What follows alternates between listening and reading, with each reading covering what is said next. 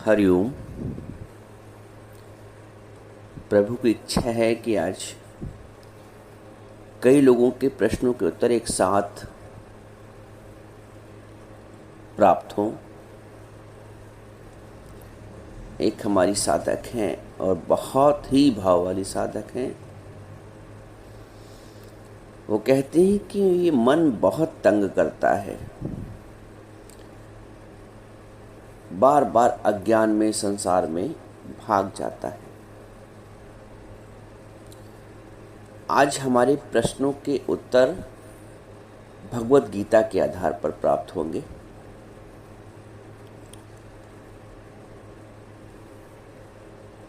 यही प्रश्न अर्जुन भी भगवान से कहते हैं कि मन तंग करता है,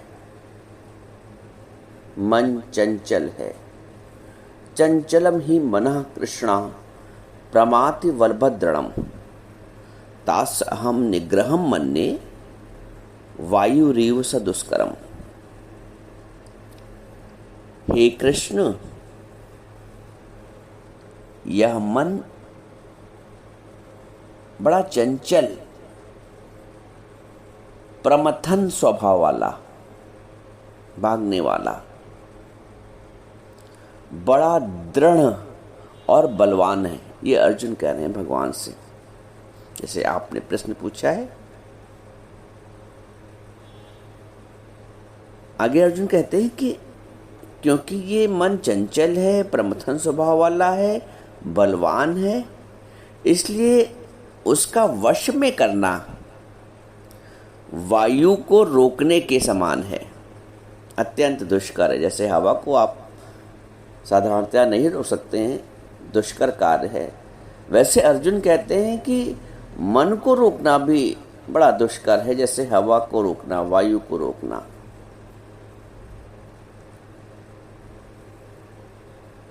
पुरुष और प्रकृति का ये जो खेल है, ये चलता रहता है। न प्रकृति में हम कुछ छेड़छाड़ कर सकते हैं और पुरुष के भाव को अपने में स्थित कर सकते हैं। जैसे मुझसे उत्पन्न स्वप्न मुझको भयभीत भी कर देता है, कुछ देर के लिए प्रसन्नता भी दे देता है। आँख खुलती है तो वो भय भी झूठा लगता है और वो प्रसन्नता भी झूठी लगती है जो स्वप्न में दिखी। स्वप्न की प्रकृति है, स्वप्न अपना कार्य करता है, उस पर हमारा जोर नहीं है। ये मन की प्रकृति भी ऐसी ही है। बहुत ज़्यादा मन से उलझो नहीं, मन से बहुत ज़्यादा उलझने की ज़रूरत ही नहीं है। जब मन उलझता भी है, संसार की ओर भागता भी है, तुम उसके दृष्टा बन जाओ। फिर तू गया, तुरंत अपने आप को अलग कर लो। जैसे ना कोई कुछ गलत काम करता था, दो बच्चे लड़ रहे, अरे मैंने नहीं किया, इसने किया। तो जो सयाना होता था तो मुकर जाता था। मन से मुकरना पड़ता है। मुकरोगे तभी जब तुम ये भी बात समझ लोगे कि मैं आत्मा, मेरा मन से कोई संबंध ही नहीं, विच्छेद कर दो।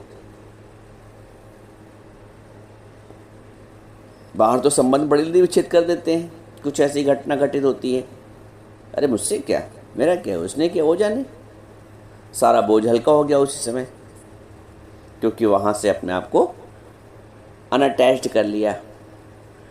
मन से भी अपने को अनअटैच करो, मन से उलझो नहीं। उलझोगे तो उलझते ही रहोगे। ये ऐसी एक बार फिसले तो फिसलते ही रहोगे। जैसे ही तुम्हें होश आता है वैसे ही अपने आप को दृष्टा भाव में ले आओ। अरे ठीक है, मन आया आ गया, मुझसे क्या मतलब, मैं क्यों उलझूं, मैं तो शांत स्वरूप हूँ, मैं तो सागर स्वरूप हूँ। आ गई लहर तो आ गई, लहर मेरी शान है। तो मन की तरंग यदि आ भी गई कभी तो उलझो नहीं, हाय मुझ में आ गई, मैंने ऐसा सोचा, मैंने ऐसा, आ गई तो आ गई। मैं तो आत्मा, निश्चय तो आत्मा को होना चाहिए ना। पड़ोस में कोई काम हुआ, कोई घटना घटी, कुछ ऐसा बात हुई, तो आप उसको अपने में थोड़ी मानते हो, अरे फलाने क्या हुई। तो जो भी घटना घटित हुई है मन के द्वारा, मन क्या हुई, हमारे यहाँ थोड़ी हुई। ये अभ्यास करना है।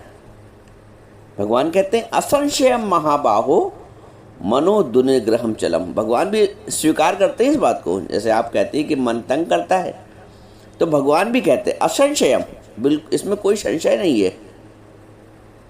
तुम सही कह रहे हो अर्जुन। असंशयम महाबाहो मनो दुनिग्रहम चलम, कि मन का वश करना बड़ा मुश्किल है। आगे जवाब भी देते हैं अभ्यासेन तु कौन्तेय वैराग्येन च गृह्यते। लेकिन बेटा, भैया, पार्थ, इसको तुम अभ्यास और वैराग से वश में लाओ। अब जैसे मैंने अभ्यास बताया आपको ना, अभ्यास आत्मभाव में टिकने का और मन से अलग होने का, मन से संबंध विच्छेद करने का, अनअटैच्ड होने का, यह अभ्यास। मैं तो आत्मा, ये मन है, अपनी करने दो इसको, मुझसे क्या मतलब, पड़ोस में कुछ हो रहा है। अभ्यासेन तू कौनते, हे कौनते, हे अर्जुन, तो अभ्यास और वैराग्य के द्वारा इसको वश में करो। अभ्यास ये कि मैं आत्मस्वरूप हूँ, मन का दृष्टा हूँ, और वैराग्य ये कि कहाँ मन उलझा है। वैराग, जब स्वप्न को स्वप्न समझ किया तो वैराग आ गया। जब तक सो रहे थे स्वप्न सही लग रहा था, सच लग रहा था, तब तक उससे राग था। लेकिन आंख खुलने के बाद वैराग हो गया, अरे स्वप्न देख रहे थे, मैं तो पक्का नाहक ही परेशान हो रही थी, वैराग आ गया। तो जगत को मिथ्या समझोगे तभी वैराग आएगा। और मिथ्या भी गुरु इसलिए कहता है क्योंकि वो टिकने वाला नहीं। जैसे नाटक को कहते ना अटक, संसार में जो भी परिस्थितियां आएंगी वो नहीं टिकने वाली। न जाने कितनी परिस्थितियां अब तक आई हों, कोई टिकी थोड़ी, ना अच्छी टिकी ना बुरी टिकी। हालात आएंगे, लहरें आएंगी, आप दृष्टा बन जाओ। पहले दृष्टा नहीं बन पाते थे क्योंकि ज्ञान नहीं था। अब चूंकि जीवन में गुरु है, ज्ञान है, तो हम लहर को लहर समझ पाते हैं और सागर को सागर समझ पाते हैं, मन को मन समझ पाते हैं और अपने को आत्मस्वरूप समझ पाते हैं, आत्मा को आत्मा समझ पाते हैं। पहले ये ज्ञान नहीं था, पहले ये विवेक नहीं था, पहले सत और असत का ज्ञान नहीं था। मन बुद्धि को अपना स्वरूप समझते थे, लेकिन हमारा स्वरूप आत्मस्वरूप है, शांत स्वरूप है, निश्चल स्वरूप है, स्थित स्वरूप है। चंचल वाला स्वरूप थोड़ी अपना वास्तव में, चंचल मन का स्वरूप है। चंचलम ही मना कृष्णा। तो मन से उलझो नहीं, तुरंत का तुरंत अपने को अलग कर लो। जब होश आए तब अलग कर लो, कोई बात नहीं, देर हो गई, देर से होश आया, जब आया तब अपने आप को अलग कर लो। मैं तो हुई नहीं, मेरा मन से क्या मतलब। और ये अभ्यास करते रहो, एक दिन आ जाएगा पक्का हो जाओगे, एक दिन आएगा पक्की हो जाओगी। मैं मन तो हुई नहीं, मैं तो आत्मा हूं, मैं क्यों इसमें उलझू भैया, मेरे को गुरु ने तो अलग कर दिया है। उसका रास्ता अलग है, मेरा रास्ता अलग है। उसका रास्ता उलझने का है, मेरा रास्ता सुलझने का है। उसका रास्ता शांति का है, मेरा रास्ता शांति का है। उसका रास्ता है दुख मनाने का, हाय हाय करने का, निंदा चुगली करने का, मेरा रास्ता तो आनंद का है। बस इतना करो अभ्यास। मैं अपने आप को तुरंत मन से अलग कर लो, मेरा की या तेरा की, अपने आप से बात कर लो, तेरा की। ये सब मन की हरकतें हैं, मैं मन नहीं हूँ। सहज भाव से अलग हो जाओ। अभ्यासेन तु कौन्तेय वैराग्यं च गृह्यते। इसका अभ्यास करो और वैराग्य धारण करो कि जहाँ भी मन उलझाए, किसी भी व्यक्ति में, किसी भी वस्तु में, किसी भी परिस्थिति में, वो परिस्थिति लहर के समान है, आई और चलेगी, चली जाएगी। लहर का स्वरूप है, लहर का संस्कार है, लहर का नेचर है आना और जाना, उपजना और मिटना। तो परिस्थितियाँ भी उपजती भी हैं और मिट भी जाएंगी। तुम स्थित रहो अपनी आत्मा में। कभी बताएंगे आप लोगों को कि जब भगवान से अर्जुन ने पूछा कि केशव स्थित प्रज्ञ क्या लक्षण है, कौन सा व्यक्ति स्थित प्रज्ञ कहलाता है? जो आत्मा में स्थित व्यक्ति हो जाता है, अगर अर्जुन पूछते हैं उसके लक्षण क्या है, कैसे खाता पीता उठता बैठता चलता है। बहुत बढ़िया प्रश्न अर्जुन ने किया है और इसका उत्तर भी हम सब प्राप्त करेंगे। स्थित प्रज्ञ के क्या लक्षण है? अर्जुन पूछते हैं स्थित प्रज्ञ से का भाषा, कैसे बोलता है स्थित प्रज्ञ? स्थित प्रज्ञ से का भाषा? समाधि स्थित केशव, जो अपनी आत्मा में स्थित हो जाता है। स्थिति किम प्रभाषेत किम आसीत किम व्रजेत किम, कैसे बैठता है, कैसे चलता है, कैसे बात करता है, कैसे खाता पीता है। एक प्रश्न है अर्जुन का, कभी इसको समझेंगे। दूसरा एक साधक का प्रश्न है कि प्रश्न है उनका कि हमारा क्या ये दूसरा जन्म है? क्योंकि शास्त्र ये कहता है, गीता ये कहती है कि लाखों 84 लाख योनि की जन्म के पश्चात मनुष्य का जन्म मिलता है। तो उनका ये प्रश्न है, क्या ये मेरा आखिरी जन्म है? पहले जन्म में पहले जन्म में मैं कुछ करके आई हूँ, तो अब मुझे ये मनुष्य का जन्म मिला है और अब योग युक्त होने का अवसर मिला है। फिर प्रारब्ध आड़े क्यों आती है? ये कुछ प्रश्न हैं, ये भी बहुत ही व्यवहारिक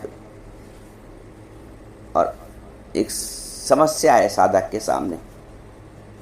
इसका भी इसका भी भाव हम गीता के माध्यम से समझेंगे।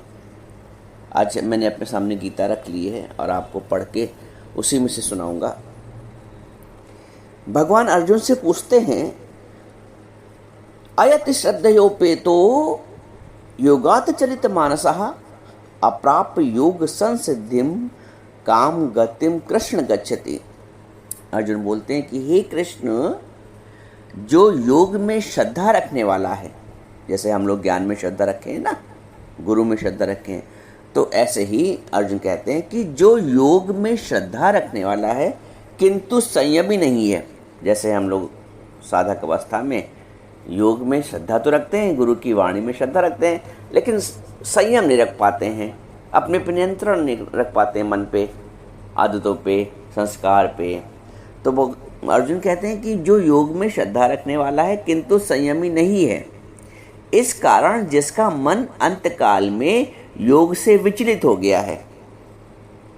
ज्ञान सुनते भी हैं फिर भी मन में विचलित रहता है। ऐसा साधक योग की सिद्धि को अर्थात भगवत साक्षात्कार को ना प्राप्त होकर किस गति को प्राप्त होता है? अब जैसे हम सब इस मार्ग पे चल रहे हैं, श्रद्धा भी है, भाव भी है, ज्ञान भी सुन भी रहे हैं, लेकिन यदि मन भटक गया और शरीर शांत हो गया तो कौन सी गति मिलेगी? भाई हम शुद्धता से बढ़ भी रहे हैं और अंत समय मेरा संयम टूट गया, मेरी आत्मा की स्थिति किसी परिस्थिति के कारण आत्मभाव छूट गया, मन में स्थित हो गया, शरीर में स्थित हो गया भाव। तो फिर ऐसे साधकों की क्या स्थिति है जो शुद्धता से पवित्रता से इस मार्ग पे बढ़ भी रहे हैं, और यदि उनका मन अंत के समय संसार में हो जाता है तो उनकी क्या गति होगी? अप्राप्य योग संसिद्धिम काम गतिम कृष्ण गच्छति। ऐसे लोगों की कौन सी गति प्राप्त होती है, कौन सी गति में जाते हैं? भगवान कहते हैं, पार्थ नैवेह नामोत्र विनाशा तस्य विद्यते नहीं कल्याण कृत कश्चित दुर्गतिम तात गच्छति। भगवान बोलते हैं कि हे पार्थ, उस पुरुष का, जैसे हम सब इस मार्ग में बढ़ रहे हैं साधक के रूप में, उस पुरुष का ना तो इस लोक में नाश होता है और ना परलोक में ही। बात समझिएगा, बहुत बड़ा आश्वासन भगवान दे रहे हैं, गारंटी ले रहे हैं। अभी भगवान की गारंटी है, संसारी गारंटी नहीं है। तो हम सब भी निश्चिंत होकर आगे बढ़ें। भगवान कहते हैं कि उस पुरुष का ना तो इस लोक में नाश होता है और ना परलोक में ही, क्योंकि हे प्यारे, आत्मोद्धार के लिए अर्थात भगवत प्राप्ति के लिए कर्म करने वाला कोई भी मनुष्य दुर्गति को प्राप्त नहीं होता है। नहीं कल्याणकृत कश्चित् दुर्गतिम तात गच्छति। अब ये समझ लो कितना बड़ा आश्वासन भगवान दे रहे हैं कि इस मार्ग पे बढ़ने वाला कोई भी व्यक्ति न दुर्गति को प्राप्त नहीं होता है। नहीं कल्याणकृत कश्चित् दुर्गतिम तात गच्छति। जो भी इस मार्ग पर, योग के मार्ग पर, भगवत प्राप्ति के मार्ग पर आगे बढ़ता है, उसको दुर्गति तो किसी हाल में प्राप्त ही नहीं हो सकती, जो शरणागत हो गया है। इसलिए निश्चिंत रहो, इस मार्ग पे बढ़ते रहो, मन की उलझनों में न उलझो, आत्मा के भाव का अभ्यास करते रहो। ये देह नहीं है तेरी आत्मा, तू तो सच्चित आनंद रूप है। जरा जीवो विचारो मन में, तेरी आत्मा का कैसा स्वरूप है। ये देह नहीं है तेरी आत्मा, तू तो सच्चित आनंद रूप है। ये अभ्यास करना है सारा दिन। जब जब लहरें तुम्हें डुबोने का प्रयास करें, तुम सागर के भाव में आ जाओ। जब जब लहरें तुम्हें डुबोने का प्रयास करें, तुम सागर के भाव में आ जाओ, तुम आत्मा के भाव में आ जाओ, मन की लहरों से परे हो जाओ। जैसा नहीं सूर्य से उत्पन्न बादल ने सूर्य को ढक लिया है, वैसे ही तुमसे उत्पन्न अज्ञान ने तुमको ढक लिया है। लेकिन तुम अपने सूर्य के स्वरूप में आ जाओ। सूर्य में तो कभी बादल नहीं है, तो आत्मा तो में कभी मन के घृणित विचार, मलिन विचार है ही नहीं। आगे भगवान कहते प्राप्त पुण्य कृताम लोकान उषित्वा शाश्वती समाः शुचिनाम श्रीमताम गेहे योग भ्रष्ट भिजायते। ऐसे लोग जो इस मार्ग पे बढ़ रहे हैं और किसी कारण अपने मार्ग से विचलित हो जाते हैं अंत के समय, तो भगवान कहते हैं ऐसे लोगों को मैं योग भ्रष्ट कहा है, जो अपने योग से थोड़ा भ्रष्ट हो गए हैं, थोड़ा हट जाते हैं। शुद्ध होते हैं भाव से, अंदर से पवित्र होते हैं, लेकिन फिर भी मन की चंचल प्रकृति के कारण, जगत की कुछ छोड़ी बहुत वासना के कारण जो भ्रष्ट भी हो जाते हैं, तो उनको भगवान ने योग भ्रष्ट कहा है, संसार भ्रष्ट नहीं कहा। देखो, योग भ्रष्ट पुरुष पुण्यवान लोगों को अर्थात स्वर्ग आदि उत्तम लोगों को प्राप्त होकर उसमें बहुत वर्षों तक निवास करके फिर शुद्ध आचरण वाले श्रीमान पुरुषों के घर में जन्म लेते हैं। श्रीमान पुरुषों के घर में जन्म लेते हैं। जैसे बाय द वे हम सब इस मार्ग पे चल रहे हैं और पूर्ण रूप से आत्मा में स्थित नहीं हो पाए, तो हमारा ये जो मार्ग पे चला गया पुरुषार्थ है, ये व्यर्थ नहीं जाएगा। भगवान कहते हैं कि ऐसे लोगों को कुछ वर्षों तक स्वर्ग का सुख मिलता है, उसके पश्चात उनका जो दोबारा जन्म होता है वो किसी श्रीमान पुरुषों के घर में जन्म, शिष्यनाम श्रीमताम गेहे, श्रीमान पुरुषों के घर में जन्म लेता है वो, ऐसा जी। आगे बोलते श्लोक में, अथवा योगिनाम एव कुले भवति धीमताम एतद् दुर्लभतरम लोके जन्म यदि दृश्यम। अथवा या तो कुछ समय स्वर्ग में के सुख लेने के पश्चात श्रीमान लोगों के घर में जन्म लेता है, जहाँ उसको वो वातावरण मिलता है कि वो अपना योग पूरा करे। अथवा योगिनामेव कुले भवति धीमताम एतद्दो दुर्लभतरम लोके जन्म यदि दृश्यम। अथवा वैरागवान पुरुष उन लोकों में ना जाकर ज्ञानवान योगियों के कुल में जन्म लेता है। तो जरूरी नहीं कि थोड़े दिन के लिए स्वर्ग का सुख दिया जाए, आपको तुरंत का तुरंत आपके योग को पूरा करने के लिए भगवान कहते हैं कि अथवा वो पुरुष उन लोकों में ना जाकर ज्ञानवान योगियों के कुल में जन्म लेता है, परंतु इस प्रकार का जो जन्म है सो संसार में निसंदेह अत्यंत दुर्लभ है। क्या समझे? सबसे पहले तो ये समझो कि इस मार्ग पे बढ़ा हुआ एक भी कदम हमारा व्यर्थ नहीं जाता है। इस मार्ग में बढ़ा हुआ एक भी पग व्यर्थ नहीं जाता है, वो पग यज्ञ हो जाता है। जितने पग बढ़ोगे उतने यज्ञ तुम्हारे हो रहे हैं। तो यज्ञ कभी व्यर्थ नहीं जाता है, परमात्मा के राह पे, परमात्मा की मार्ग पे चला हुआ। ये समझ लो कि जो हम सब पुरुषार्थ कर रहे हैं इस मार्ग पे बढ़ने के, तो ये सारे पुरुषार्थ फलीभूत होंगे। और पिछले जन्म में ऐसे पुरुषार्थ हमारे हुए हैं, तभी हमको आज ये मनुष्य का जन्म प्राप्त हुआ। अच्छा, प्रश्न उनका यही था। तो चूंकि पिछले जन्म में कुछ ऐसे पुरुषार्थ हुए हैं भगवत मार्ग पर चलने वाले, उसके कारण हमें मनुष्य का जन्म मिला। और साथ में कुछ कर्म भी तो हुए होंगे, संचित कर्म हमारे रहे होंगे, उनसे प्रारब्ध बनी होगी।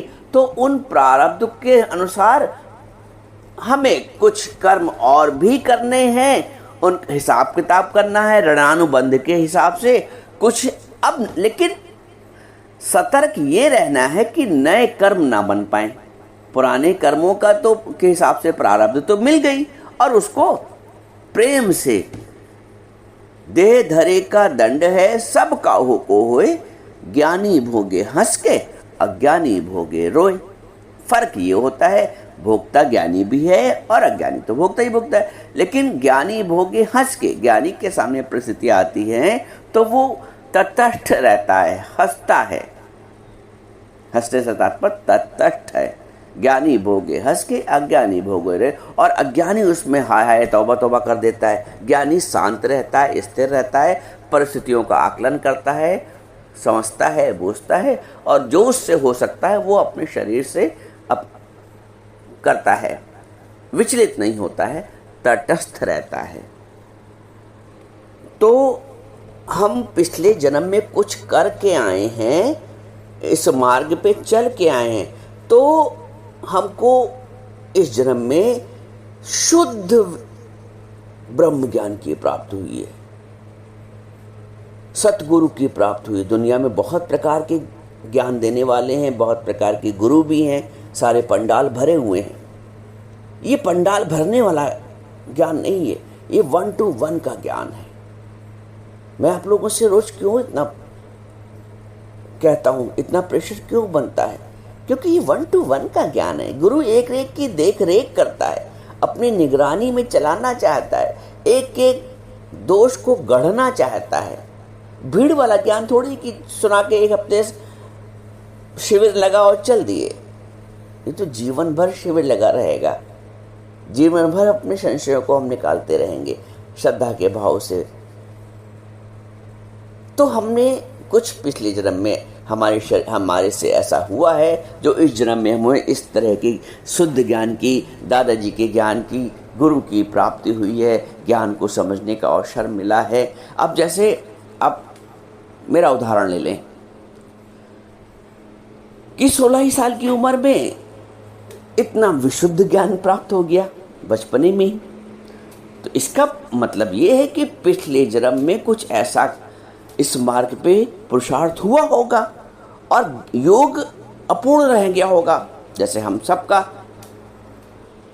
तो इस जन्म में भगवान ने उतने ही शीघ्रता से ज्ञान भी दे दिया। ज़्यादा कुछ अच्छा पुरुषार्थ हुआ होगा, हो सकता है किसी को 50 साल में ज्ञान प्राप्त होता है, किसी को 60 साल में ज्ञान प्राप्त होता है।